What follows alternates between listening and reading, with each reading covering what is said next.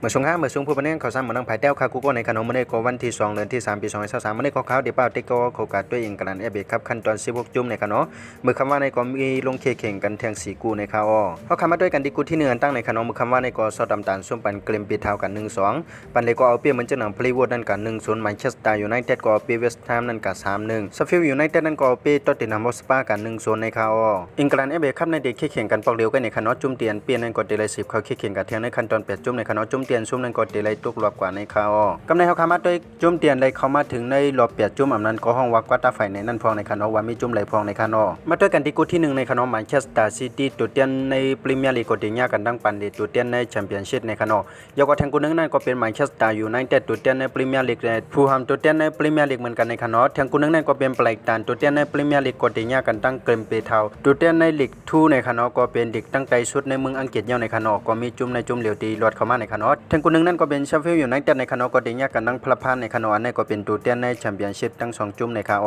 ตั้งเสนามุนในก็ติลงแข่งกันในวันที่19เดือนที่3ปี2023ในขนมเขาเข้ามาไปด้วยจอมกันว่าจุ่มไหลตีไหล10เขาแข่งกันเที่ยงในขั้นตอน4จุ่มอำนั้นก็ห้องว่าซิมีไฟในขนมว่าค่ะตั้งเสนามุนก็มีจังหนังในขนมจังวัดแต่ก็เขาเก็บด้วยส่งด้วยลองข่าวซ้ำนังภายใต้ในก็อย่าไปลืมเน็กไลน์เน็กแชร์เน็กติดตามไว้ในขนมกำในช่วงในก็ข่าวย้อนสู่ปัญหาผู้ปัญญาข่าวซ้ำนังภายใต้ค่ะอยู่เลยมีเงินทางลีกึกปืนกันกูก็กูควรสิกำข่าวข่าวซ้ำนังภายใต้ไม่สูงค่ะ